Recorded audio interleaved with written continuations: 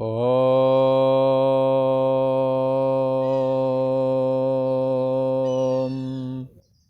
गुरु ब्रह्मा गुरु विष्णु गुरुदेव महेश्वरा गुरु साक्षात् परम ब्रह्म तस्मै श्री गुरवे नमः। ओम सतगुरुदेवाय नमः। योगेश्वर श्री कृष्ण भगवान की जय। ऐं सरस्वत्यै नमः।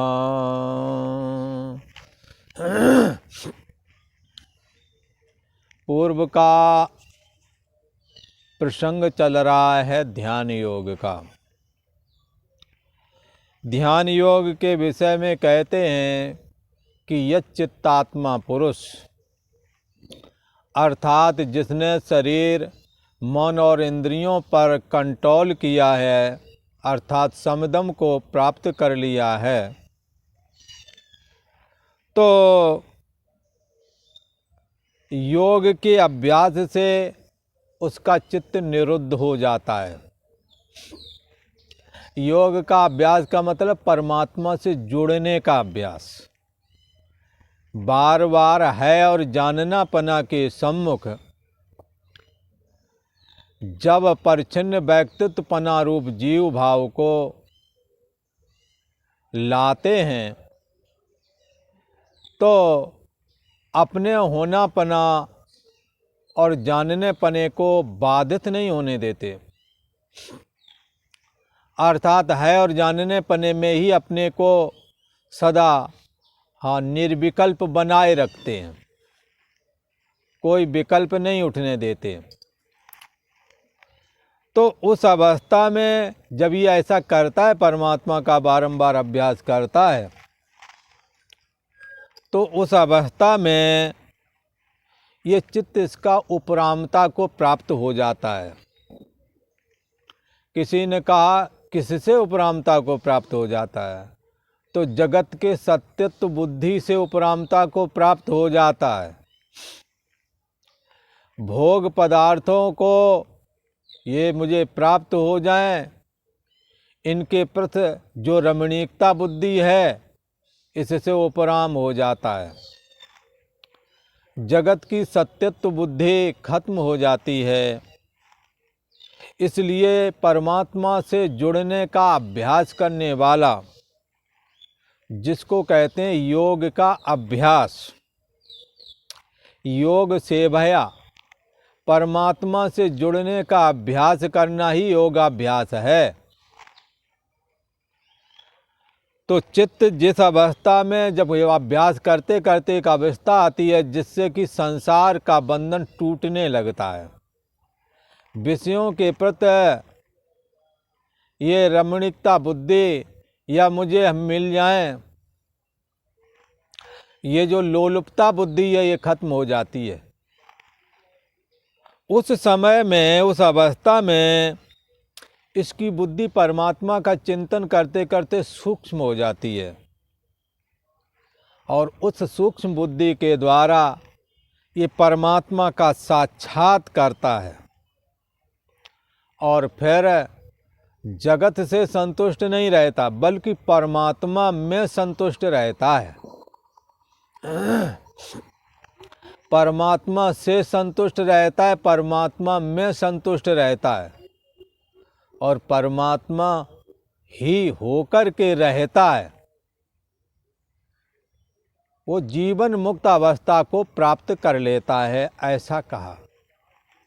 जीते जी मुक्त हो जाता है, और बाद में जब शरीर शांत होता है तो देह रहित हो जाता है। इसको विदेह मुक्ति कहते हैं।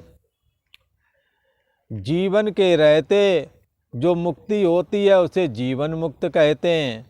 शरीर के छूट जाने के बाद में जब जीवात्मा का परमात्मा में लय हो जाता है, इस तत्वज्ञानी महापुरुष का, तब उसको कहते हैं विदेह मुक्त। अब देह से रहित होकर मुक्ति में स्थित हो गया। पहले देह के साथ मुक्ति में स्थित था, किसी ने कहा मुक्ति रूप देश में देह तो जाता नहीं, आप देह के साथ कैसे कहते हैं।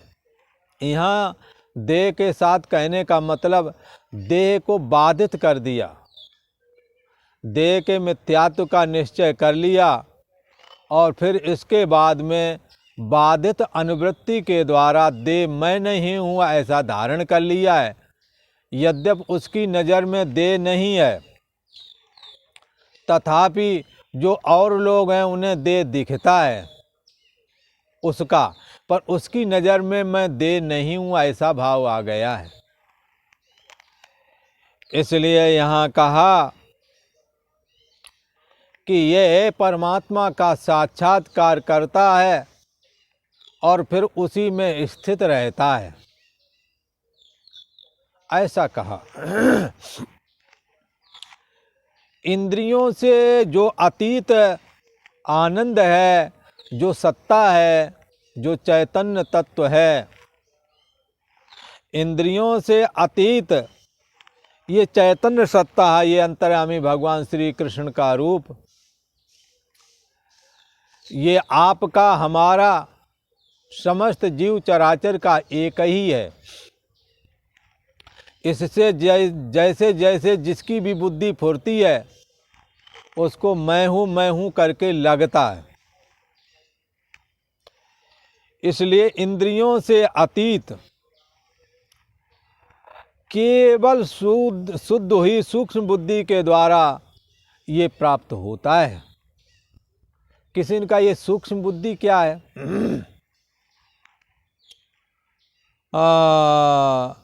उपनिषद में भी इसके विषय में कहा है। वैसे दृश्यया सूक्ष्मया सूक्ष्म दर्शवी, दृश्यात्वग्रया बुद्धिया सूक्ष्मया सूक्ष्म दर्शवी, ये सूक्ष्म बुद्धि के द्वारा ग्रहण किया जाता है। सूक्ष्म बुद्धि भाई कौन सी है? जो बुद्धि विषयों के दुख रूपता का निश्चय करती थी, कभी जब धनपुत्र स्त्री आदि ने जवाब दे दिया तब दुख रूपता निश्चय करती थी।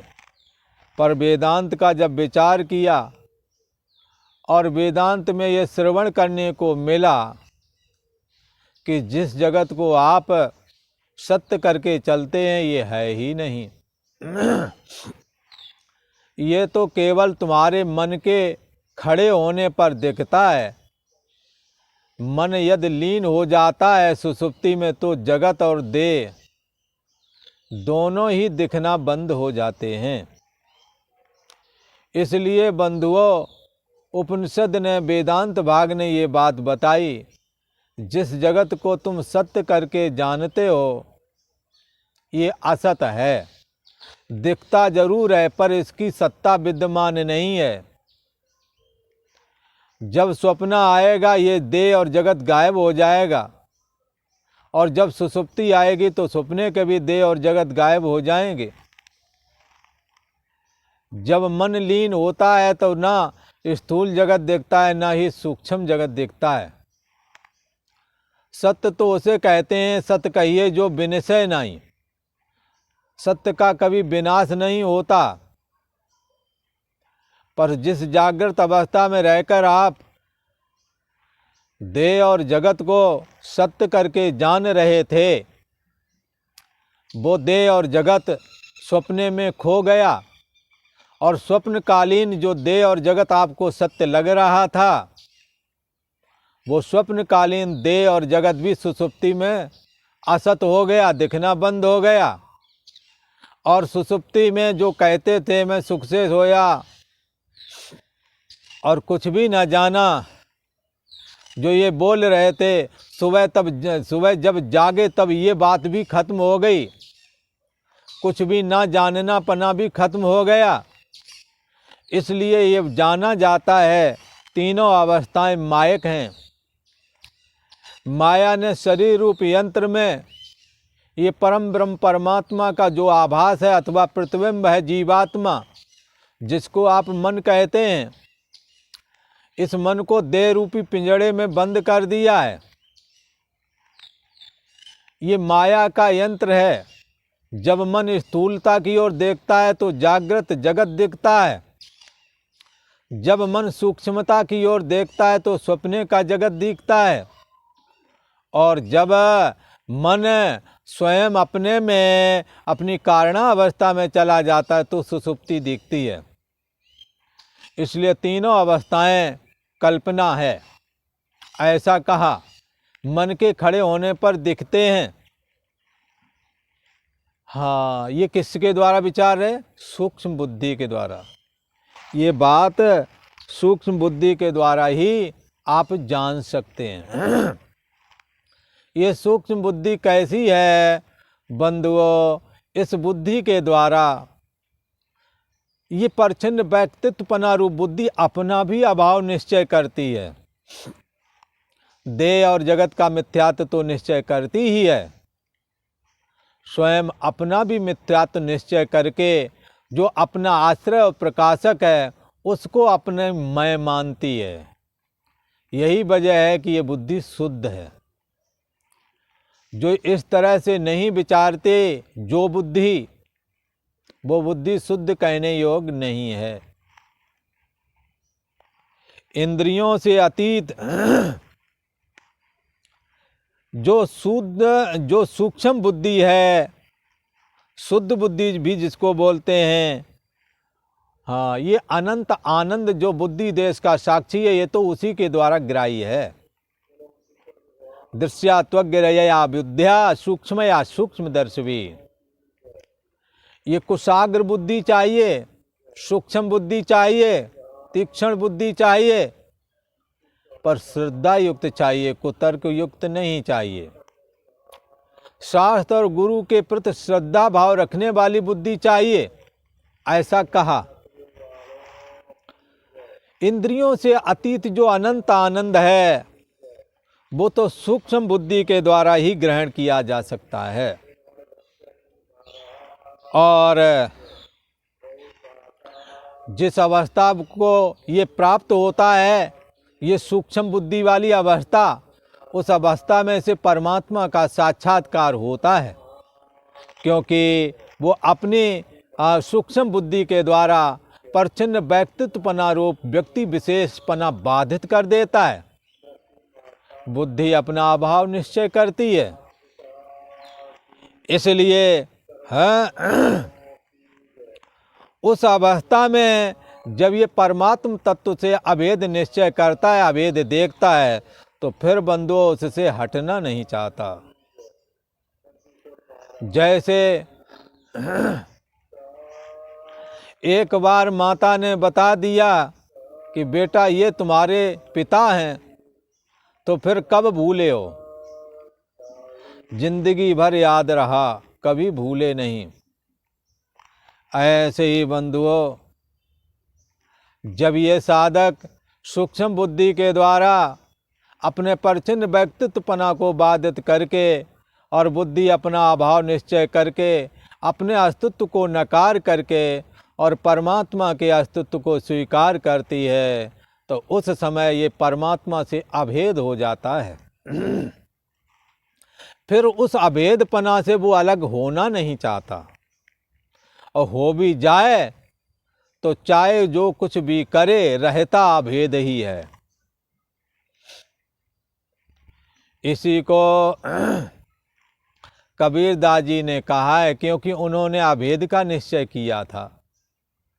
कबीरदास जी कहते हैं, ठाड़े बैठे पड़े उताने और कहें कबीर हम बाई ठिकाने। फिर उस परमात्म तत्व से अपने को अलग नहीं करना चाहता। अलग होना चाहे तो भी नहीं हो सकता। जैसे माता ने आपको बता दिया बेटा ये तुम्हारे पिता हैं, फिर कोई कहे पिता को बदल लो तो बदला जा सकता है क्या? ऐसे ही तुम्हारा मूल कारण जो अंतर्यामी आत्मा है, जब बुद्धि को शास्त्र और गुरु के उपदेश के द्वारा जब उसका श्रवण किया, मनन किया, निदिध्यासन किया, तो आत्म साक्षात्कार हुआ। देह और मन बुद्धि को आत्मा मानने वाली ये बुद्धि अब उससे हट गई, और देह और ये मन बुद्धि का भी जो आश्रय और प्रकाशक है, मन का भी आश्रय और प्रकाशक है, जो साक्षी आत्मा है, उससे स्वतंत्र होकर के उसने अपना वजूद जब नहीं देखा तो उसने अपना अस्तित्व उस अंतर्यामी आत्मा को स्वीकार किया और अपने अस्तित्व को नकार दिया। और नकार दिया तो फिर तो चाहे व्यवहार में रहें, चाहे घर गृहस्थी के काम करें, चाहे तपस्या करें, चाहे ध्यान समाधि लगाएं, पर उस स्थिति से वो विचलित नहीं होता, उस स्थिति से वो हट नहीं पाता, क्योंकि उसने वो पद पाया है कि जिसके पाने के लिए ही मनुष्य जीवन प्राप्त हुआ था। उसने वो पद पाया है कि जिस पद के आश्रय में ये सारा जगत रहता है। उपनिषद ने तो कहा उस बुद्धि देश का जो साक्षी है उसे अपनी मैं मानो, क्योंकि यतो वा इमान भूतानि जायन्ते येन जातानि जीवन्ति यदि प्रियन्ति अभिशम विशन्ति तद ब्रह्म तद विजिज्ञासस्व तपसा ब्रह्म विजिज्ञासस्व। जिससे सृष्टि उदय होती है, जिसमें स्थित है, जिसमें लीन हो जाती है, उसका नाम है परमात्मा, उसका नाम है ब्रह्म। उसको जानना चाहिए। कैसे जानूं? तो विचार रूप तपस्या के द्वारा जाना जा सकता है। अब आप विचारें कि आपके साक्षी आत्मा से मन खड़ा होता है तो मन से सृष्टि उदय होती है, जागृत अवस्था, और मन स्थूल अवस्था का त्याग कर देता है तो सूक्ष्म अवस्था रूप स्वप्न अवस्था दिखने लगती है। और सूक्ष्म अवस्था का मन जब त्याग करता है तो उसकी कारण अवस्था घन जड़ता रूप सुषुप्ति दिखने लगती है। तीनों अवस्थाएं आपसे प्रकट होती हैं, आप में स्थित हैं, आप में लीन हो जाती हैं। इसलिए एक जगह ऐसा भी कहा है, मय्येव सकलम जातम मयि सर्वम प्रतिष्ठितम मयि सर्वम लयम याति तद ब्रह्म अद्वयम अहम अस्ति। वो अद्वितीय परम ब्रह्म परमात्मा मैं ही हूँ, क्योंकि मेरे रहते जागृत आया, मेरे रहते ये गया, स्वप्न आया, स्वप्न मेरे रहते आया, मेरे रहते गया, सुषुप्ति मेरे रहते आई, मेरे रहते गई, और सुषुप्ति का अंत भी मेरे देखते देखते हुआ, मेरे रहते रहते ये घन जड़ता रूप सुषुप्ति आई थी। इसलिए ये तीनों अवस्थाएं तुम्हारे रहते आईं, तुम्हारे रहते गईं, पर तुम ना आए न गए। और जितना भी जगत है ये तीनों अवस्थाओं में ही है। इसलिए तुम ही अद्वितीय परम ब्रह्म परमात्मा हो, ऐसा शास्त्र ने कहा। गुरुओं ने भी कहा, सो प्रभु और नहीं सो तू है, पोप मध्य जैसे बास बसत है, मुकुर माए जिम छाई, तिम हरि ही बसें निरंतर, घट ही खोजो भाई। ये परम ब्रह्म परमात्मा आपके हृदय देश में विराजमान है, ऐसा कहा। अब भगवान श्री कृष्ण कहते हैं, ये गीता का 6वां अध्याय है और 22वां श्लोक है। भगवान श्री कृष्ण कहते हैं, हे अर्जुन, यम लब्ध्वा च परम लाभम मन्यते नाधिकम तथा, यस्मिन् स्थितो न दुःखे गुरुणापि विचाल्यते।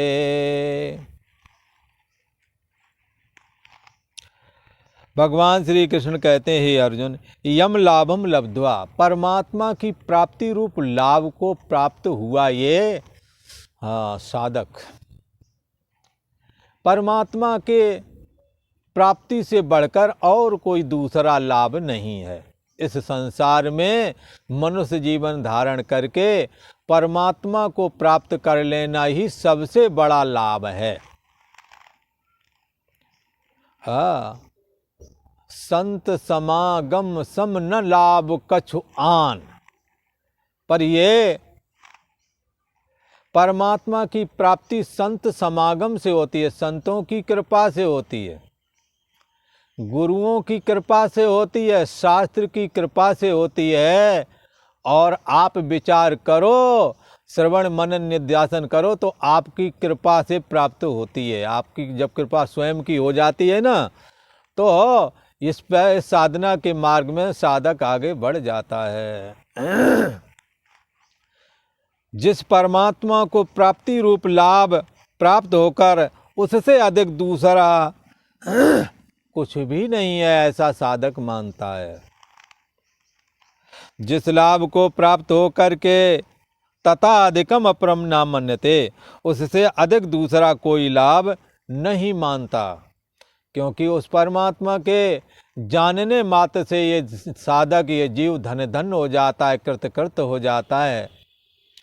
उस परमात्मा के आश्रय में ही सारा जगत फुर रहा है, तो जगत क्यों करके चाहूं, क्योंकि जगत का आश्रय प्रकाशक जब प्राप्त हो गया है। अब विषय सुख क्यों चाहूं, जबकि ब्रह्मानंद प्राप्त हुआ है। इसलिए इस परमात्मा को जो प्राप्त हुआ है उसकी ये समझ है कि इस परमात्मा से बढ़कर के और कोई लाभ नहीं है, परमात्मा की प्राप्ति से बढ़कर और कोई लाभ दूसरा कुछ भी नहीं है, ऐसा वो मानता है। चाहे यस्मिन् स्थिता गुरुणा दुखेन अपि न विचाल्यते। और उस अवस्था में जब परमात्मा को प्राप्त कर लिया, उस अवस्था में स्थित योगी बड़े भारी दुख से भी अपि न विचाल्यते, बड़े भारी दुख से भी चलायमान नहीं होता। किसी ने कहा बड़े बड़े लोग दुखों से विचलित हो जाते, ये क्यों नहीं होता? उसने जगत के मिथ्यात्व का निश्चय किया है। बंधुओं, कौन सी चीज दुनिया में मिल जाएगी वो कि खुशी हो जाए, और कौन सा नष्ट हो जाए पद पदार्थ या भोग पदार्थ कि वो दुखी होवे। हाँ, इसलिए स्वप्ने ज्यों संसार, स्वप्न की तरह संसार है। जागे हानि ला लाभ कछु, सपने होए रंक नृप। और ये सपने में भिखारी भी राजा बन गया। हाँ, और राजा भिखारी हो गया। जागे हानि ला लाभ कछु, तिम प्रपंच जिय जोग। ऐसा ही प्रपंच है, ऐसा हृदय में धारण करना चाहिए। बड़े से बड़े दुख क्यों ना आ जाएं, उस पर असर नहीं पड़ता, क्योंकि वो जगत के मिथ्यात्व का निश्चय जो किए हुए है। ऐसा कौन दुख आए कि वो रो पड़े, है ही नहीं उसकी नज़र में कुछ। जगत के मिथ्यात्व का निश्चय करके परमात्मा में स्थिति जिसको प्राप्त हो गई है, उसको उससे बड़ा और कोई लाभ है ही नहीं। इसलिए और जो भी लाभ हैं वो विषयक हैं, भोग पदार्थ रूप हैं, उसको वो काल्पनिक अर्थात मिथ्या मान के चलता है। यम लब्ध्वा चा परम लाभम मन्यते नाधिकम तथा, यस्मिन् स्थितो न दुखेन गुरुणापि विचाल्यते। जिस लाभ को प्राप्त होकर उससे अधिक दूसरा कुछ भी लाभ नहीं, ये मानता है योगी परमात्मा को प्राप्त होने वाला। चा और परमात्मा को प्राप्त रूप जो अवस्था उसने प्राप्त की है, जो परमात्मा को प्राप्त किया है, हाँ, उस अवस्था में स्थित योगी, परमात्मा में स्थित ये योगी बड़े भारी दुख को भी हाँ कुछ नहीं समझता है। बड़े भारी दुख से भी ये चलायमान नहीं होता। आज इतना ही। ओम शांति शांति शांति।